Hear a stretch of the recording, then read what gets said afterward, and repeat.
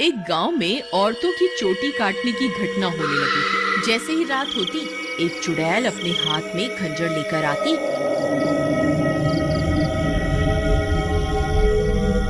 और जो भी औरत उसे सोती हुई मिलती, वह चुड़ैल उसकी चोटी काट कर वहां से चली जाती।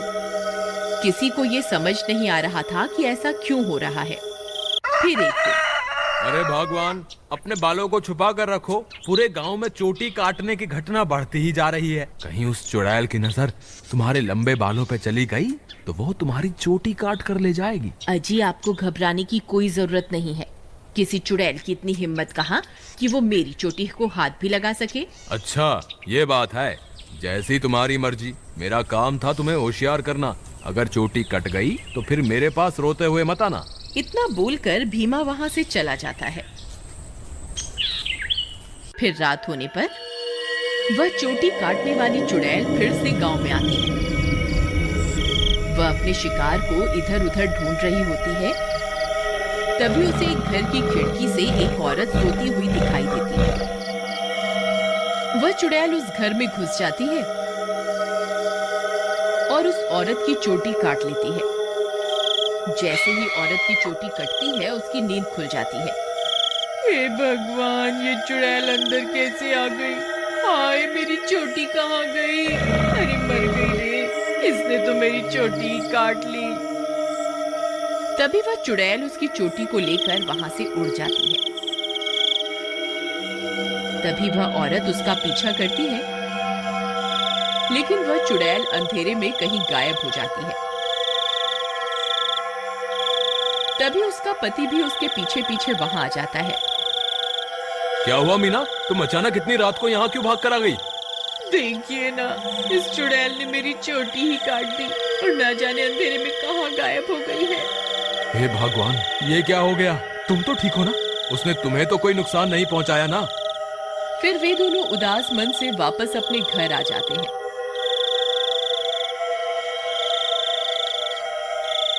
अगले दिन सुबह होने पर मीना की चोटी कटने की बात पूरे गांव में फैल जाती है। सब लोग उस चुड़ैल के बारे में बातें कर रहे होते हैं। फिर भीमा को अपनी पत्नी की फिक्र होती है, तो वह अपने घर की ओर चल देता है। घर पहुंचकर वह अपनी पत्नी के कमरे में जाता है तो देखता है कि उसकी पत्नी अपने बालों को संवार रही होती है। अरे सुमन, तुम्हें पता चला? कल रात को मेरे दोस्त मोहन की पत्नी की चोटी उस चुड़ैल ने काट ली। मुझे तो तुम्हारे लिए बहुत डर लग रहा है, कहीं वो चुड़ैल यहाँ ना आ जाए। अजी, हमें घबराने की कोई जरूरत नहीं। आप डरिए मत, मुझे कुछ नहीं होगा। सुमन, तुम्हारे बाल तो दिन ब दिन लंबे ही होते जा रहे हैं। पहले तो ये इतनी तेजी से नहीं बढ़ रहे थे। ये अचानक से इन्हें क्या हो गया? अजी, मैं अब अपने बालों की कुछ ज्यादा ही देखभाल कर रही हूँ ना, इसलिए। ठीक है, ठीक है, तुम अपना ख्याल रखा करो। मैं अपने दोस्त मोहन से मिलकर आता हूँ।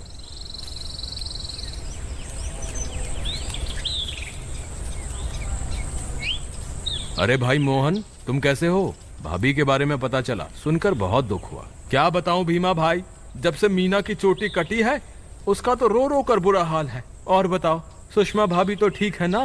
अब तुम्हें भाभी का बहुत ज्यादा ख्याल रखना होगा, कहीं चुड़ैल उन्हें अपना अगला शिकार न बना ले। तुम सही कहते हो भाई, मुझे भी बहुत फिक्र हो रही है। ठीक है, अब मैं चलता हूँ। तुम अपना और मीना का ध्यान रखना। फिर इतना बोलकर भीमा वापस अपने घर आ जाता है।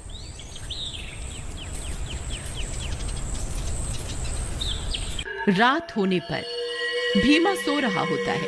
अचानक उसे चीख सुनाई देती है। उसकी नींद खुल जाती है। वह इधर उधर देखने लगता है। सुमन कमरे में नहीं होती।